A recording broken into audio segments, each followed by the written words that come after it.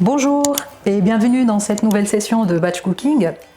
Alors la liste des plats pour cette semaine, ça va être un mac cheese, une tourte au poulet et légumes, un burger maison, des nouilles sautées aux légumes de la semaine et une shorba. Normalement je devais faire un velouté de cresson, mais à côté de chez moi j'ai pas réussi à trouver. Donc je vais remplacer le velouté par une shorba aux légumes. Et la recette bonus, c'est un cake à l'orange ultra moelleux. Allez, à tout de suite. Donc je commence par la première étape. Je vais éplucher, découper et laver tous mes légumes. À tout de suite. La première étape de la session est terminée. Donc là j'ai lavé et découpé tous mes légumes. Là j'ai les champignons, mon poulet. Donc j'ai découpé. Je vais utiliser les ailes pour la soupe. Les cuisses, je m'en sers pour la tourte de poulet, donc je vais le faire cuire et je vais les désosser. Et les escalopes, je vais les hacher pour faire mes steaks pour le burger maison. Là, j'ai laissé la carcasse de mon poulet, donc je ne le jette pas bien sûr. Je vais m'en servir pour faire un bouillon de volaille. Donc je vais rajouter un petit peu d'oignon, de l'ail et quelques feuilles de choux, des légumes que j'ai épluchés aujourd'hui. Je vais les laisser mijoter tranquillement avec 1 litre d'eau à peu près pour avoir un bouillon bien parfumé. Comme ça je m'en sers la prochaine fois. Alors là c'est mes légumes pour mes nouilles sautées. Donc je les ai découpées en julienne comme ça. Voilà. Et ici, c'est les légumes que j'ai découpés en petits cubes, en brunoise, comme vous voyez là. Donc il y a une partie que je vais utiliser pour la soupe et l'autre pour le poulet, pour la tourte de poulet. Donc ma tourte de poulet, il y aura aussi des légumes dedans. Alors moi, mon légume de cette semaine, bon, il y a un chou, une variété de choux. C'est le chou Shanghai. Il y a d'autres appellations aussi. Je ne me rappelle plus franchement, mais je sais qu'il s'appelle aussi chou Shanghai. Alors celui-là, ce que j'ai fait, cette partie dure, je l'ai découpée comme vous voyez ici en petits cubes. Je vais m'en servir et pour la soupe et pour ma tourte de poulet. Et la partie haute, donc les feuilles et cette partie-là, je l'ai découpée pour mes nouilles sautées. Donc rien ne se perd, hein. Tout est utilisé en entier. J'ai laissé celui-là pour vous montrer ce que j'ai fait exactement. Donc la première recette par laquelle je vais démarrer, c'est la cuisson des cuisses de poulet pour ma tourte. Ça va prendre un petit peu de temps parce qu'il faudra que je les laisse refroidir entièrement pour pouvoir les désosser. Juste après, je lance le pétrissage de la pâte pour mes burgers, pour mon pain burger, parce qu'il faut que je le laisse lever pendant 40 minutes à peu près. Et tout de suite après, je lance la shorba. Voilà, allez, à tout de suite. Voilà, donc là je commence par la cuisson des cuisses de poulet, comme je l'ai dit tout à l'heure. 3 cuillères à soupe d'huile. Moi je prends toujours une huile neutre. Vous pouvez utiliser un petit peu d'huile d'olive si vous souhaitez, ça marche.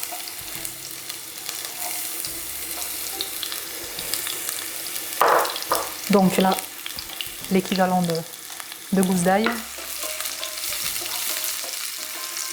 et une échalote.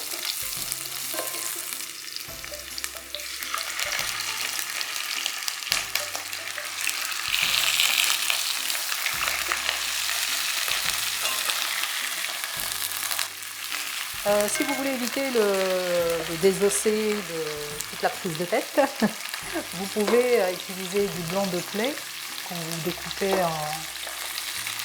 en morceaux. Ça prendra beaucoup moins de temps, hein. Moi, comme j'ai acheté un poulet entier,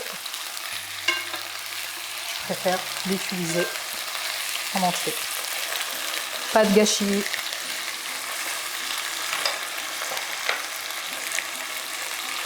Comme d'hab, sel, poivre.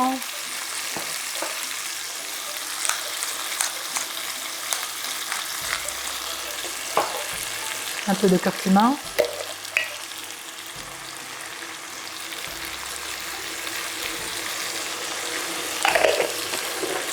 Et une cuillère à café de 4 épices. Moi j'aime bien le goût, alors j'en mets. Alors maintenant je rajoute un verre d'eau. Je couvre et je laisse mijoter tranquillement jusqu'à la cuisson totale des cuisses. Donc après, je vais enlever mes cuisses, je les laisse de côté pour refroidir tranquillement.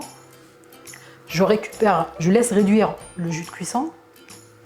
Je le récupère, je le laisse de côté. Et dans le même faitout, je vais faire sauter mes légumes que je vous ai montré tout à l'heure. Donc je vais les faire sauter un petit peu avec une cuillère à soupe d'huile, sel, poivre. Faites attention au sel parce qu'on va rajouter après le jus de cuisson, donc il ne faut pas que ça soit trop salé. Voilà, donc là je couvre et je laisse mijoter tranquillement. A tout de suite. La recette suivante, c'est les nouilles sautées. Donc là, ce que je vais faire, c'est je vais commencer par la cuisson des légumes. Je rajoute pas les nouilles tout de suite. Donc je vais faire cuire mes légumes, je les réserve dans le frigo et le jour J, je fais chauffer et je rajoute mes nouilles dedans. Les nouilles, ça prend pas énormément de temps à cuire, donc il faut juste les tremper un petit peu dans l'eau chaude et après les rajouter directement dans les légumes et faire tout chauffer au même temps. Donc pour mes nouilles, pour mes légumes sautés plutôt, donc moi j'utilise l'huile de sésame. Je mets 3 cuillères à soupe à peu près, 2 gousses d'ail à peu près. L'échalote, c'est pas la peine parce que j'en ai déjà là-dedans. Tous mes légumes. Voilà. Maintenant, je rajoute mes légumes. Je commence par les champignons.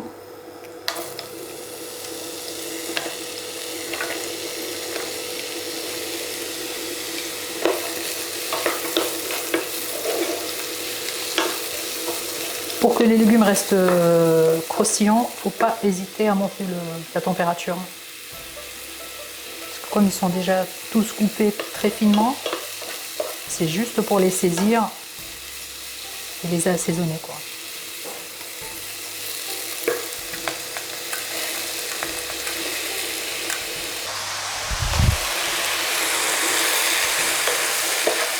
Ça fait des belles couleurs, très sympa.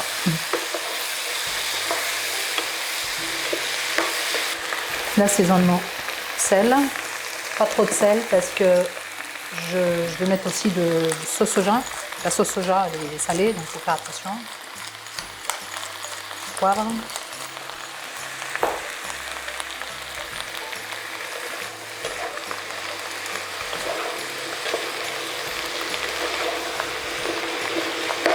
La sauce huître, à peu près une cuillère à soupe.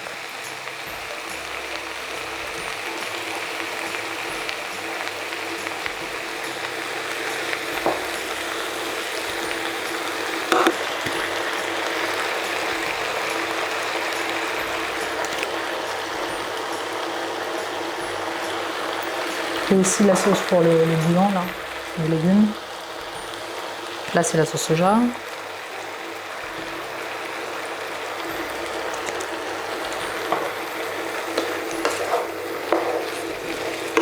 C'est la sauce soja salée, hein.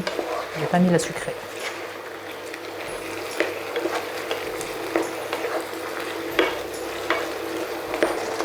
J'ajoute le reste des légumes.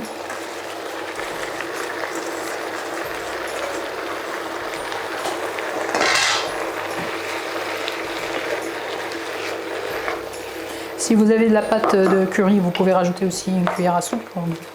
Ça donne toujours un goût assez agréable. Vous pouvez assaisonner comme vous souhaitez en fait. Moi, à la fin de la cuisson, je rajoute une cuillère à soupe de miel pour avoir le petit goût sucré-salé. Vraiment vers la fin de la cuisson. Voilà, donc là, quand vous voyez le jus commence à sortir, commence à dégager un petit peu de jus, je rajoute pas d'eau, il n'y a pas besoin. Ça va cuire vraiment dans le jus de cuisson, enfin le jus de légumes. Je couvre et je laisse mijoter tranquillement. Il faut compter 15 minutes, pas plus, hein. Donc le seul légume qui peut prendre un peu de temps, c'est les carottes. Et comme vous voyez, les carottes, moi je les ai coupées finement, quoi. Il n'y a pas besoin de... Voilà, donc là je couvre et je laisse cuire tranquillement. Et on passe au plat suivant. À tout de suite. Donc, la recette suivante, c'est la chorba. Allez, la matière grasse, comme d'habitude, je mets 2 cuillères à soupe, 3 cuillères à soupe, tiens.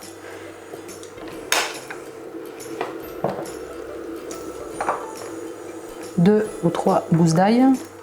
Voilà, dès que ça commence à chanter, j'ajoute mes ailes de poulet. Voilà. Je vais faire saisir légèrement. Maintenant, j'ajoute mes légumes. Donc, un petit peu d'échalote. Un peu de... Donc, je vais ajouter la moitié de ce que j'ai ici. Donc, vous aurez bien sûr les recettes dans la barre d'infos, donc avec les ingrédients et les quantités exactes. Voilà. Sans oublier la partie dure, le chou Shanghai. La moitié.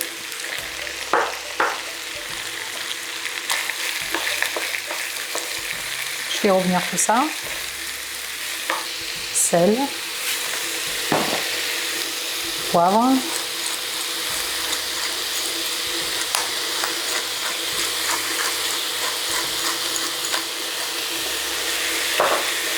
Un peu de curcuma.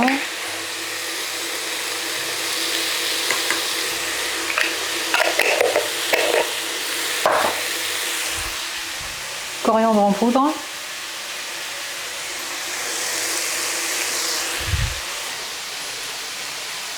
Et paprika.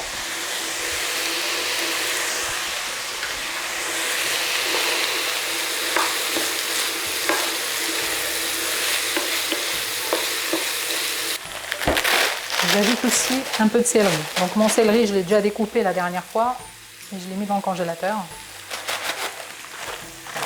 Ajouter un petit peu de céleri.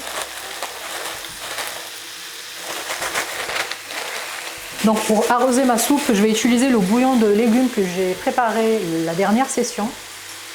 Voilà, je l'ai conservé dans le... Donc là, je vais m'en servir pour la cuisson de ma chorba. Là, c'est bon. Maintenant, il reste les tomates concassées. Maintenant, j'ajoute mon bouillon de légumes. J'ai 1 litre de bouillon. Voilà. Et c'est fini. Maintenant, je laisse mijoter tranquillement à feu moyen jusqu'à la cuisson du poulet, au fait. Jusqu'à la cuisson totale des ailes de poulet. Après, j'ajouterai mes petites pâtes. Je laisse encore mijoter pendant 10 minutes. Donc, je vous montre pâtes que je mets moi. C'est celle-là. Donc, vous les trouvez partout, hein, franchement. Chez les épiceries orientales ou même à Carrefour, il y en a. Donc voilà, c'est des petites pâtes en forme de langue d'oiseau. Je laisse ma soupe cuire tranquillement et on passe au plat suivant. À tout de suite. Alors la recette suivante, c'est la tourte de poulet. Alors là, quand vous voyez devant vous, tous les ingrédients sont prêts. Mes légumes, le poulet, je l'ai désossé et émietté. Mon appareil et les champignons. Donc là, je mets la base. Donc les légumes, comme je l'ai expliqué tout à l'heure, j'ai laissé cuire tranquillement le poulet. Dès que les cuisses sont complètement cuites, je les ai sortis de la casserole. Donc je les ai laissés de côté pour refroidir avant de les émietter. J'ai laissé réduire le bouillon. Après, j'ai ajouté dedans mes légumes coupés en petits cubes, comme vous voyez. Je les ai laissés cuire tranquillement pendant 10 minutes à peu près. Il n'y a pas besoin de rajouter d'eau. Donc j'ai laissé cuire avec surveillance. Voilà. Donc là, elles sont toutes cuites, sauf les champignons. Les champignons, je les ai fait revenir tout seuls, à part, dans une poêle, avec un petit peu de beurre. Donc là, je mets la base. Alors tout d'abord, je vais mettre mes champignons. J'essaie d'en mettre partout. Maintenant, je mets mes légumes.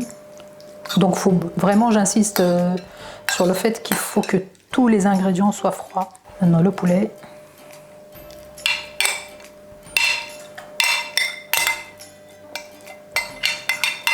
Moi, je vais rajouter un peu de fromage fondu, comme celui-là. J'aime bien le goût que ça donne. Vous n'êtes pas obligé d'en mettre si vous n'aimez pas. Je vais l'émietter comme ça, grossièrement. Maintenant, mon appareil. Donc, 2 cuillères à soupe de crème fraîche. Sel, poivre. Un peu de muscade. Il y a un œuf dedans, j'ai oublié de dire. J'arrose le tout. Voilà, maintenant je mets ma deuxième couche de pâte.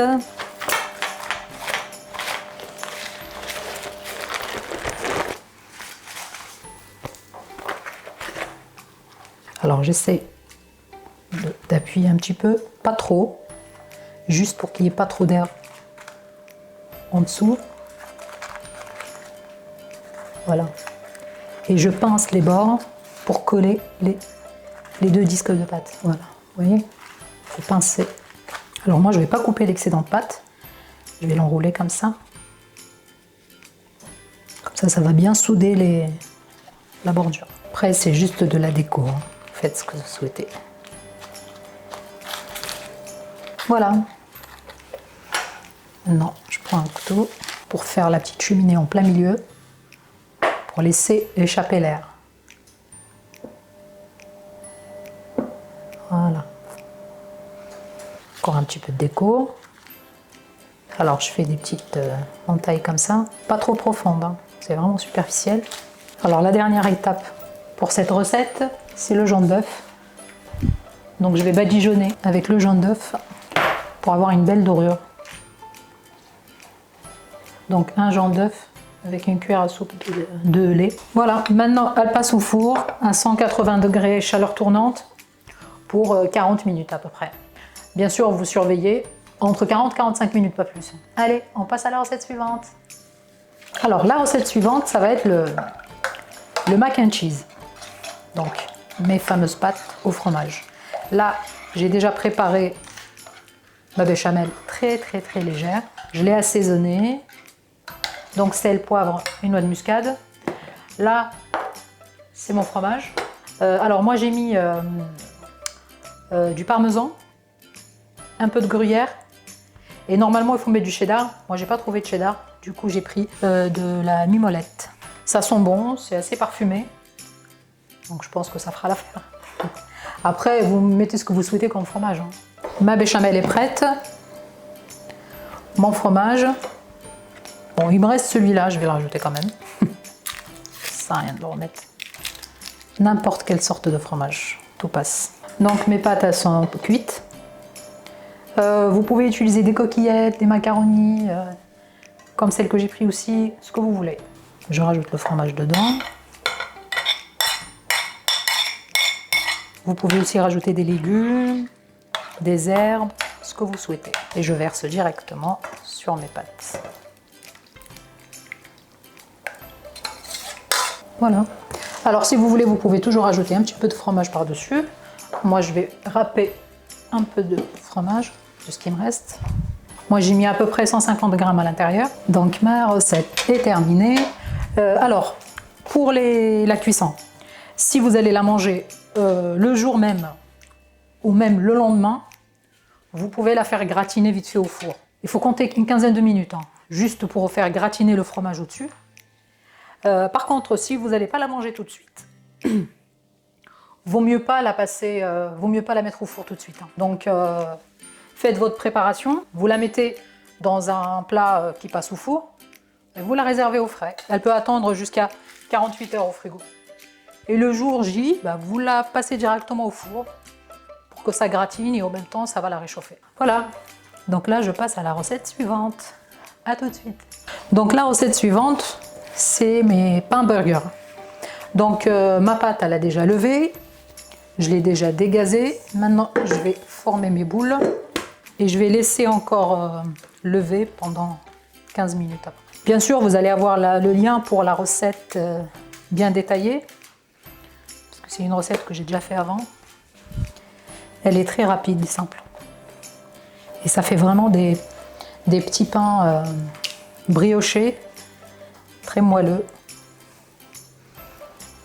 Vous pouvez faire des quantités assez importantes, les placer au congélateur. Voilà.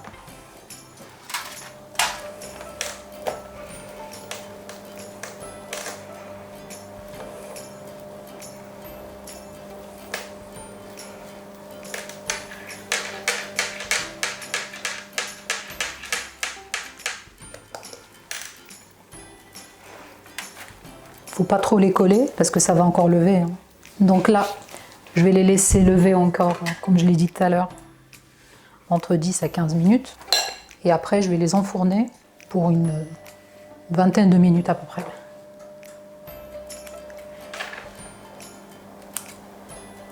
A tout de suite. La dernière recette, c'est la recette bonus, donc le cake à l'orange. Là, j'ai mis le sucre, les œufs. Donc je vais bien blanchir les œufs. Voilà. Maintenant, je rajoute les zestes des oranges.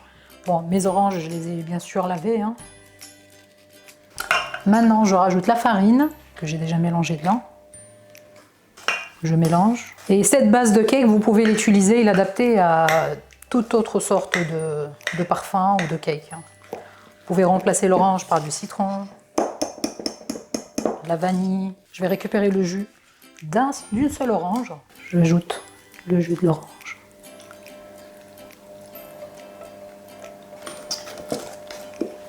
Faut surtout pas oublier la petite pincée de sel.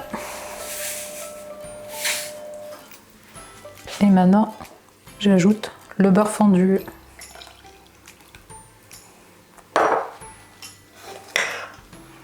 Voilà la texture que ça donne.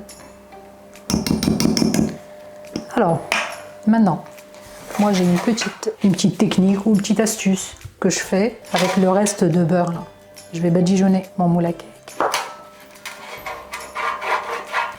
Donc je vais tapisser mon moule à cake avec les grains de sésame. Ça fait une petite décoration, c'est pas obligatoire. Si vous n'aimez pas, vous n'êtes pas obligé d'en faire.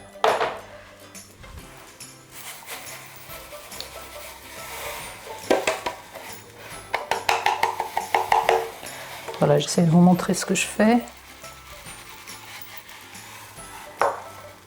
Je tourne dans tous les sens pour que ça colle sur les parois de mon moule.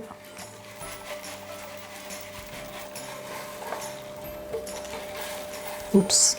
Et bien sûr, j'enlève l'excédent. Voilà.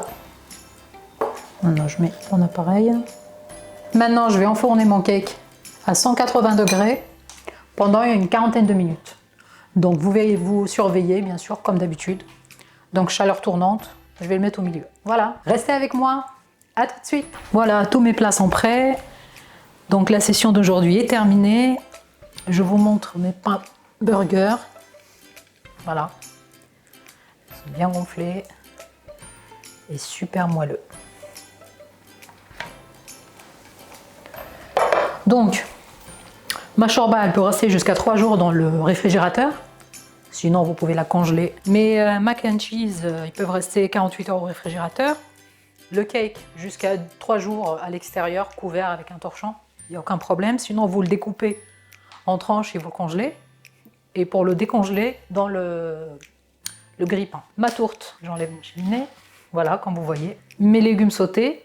Il reste que les nouilles à rajouter le jour J. Et mon pain burger. Donc je ne les ai pas garnis. Hein. Je vais les garnir avec des steaks de poulet. Donc comme je disais, je vais tout conserver dans le réfrigérateur. Je n'ai pas besoin de les congeler. Ils peuvent attendre jusqu'à 3-4 jours, sans problème.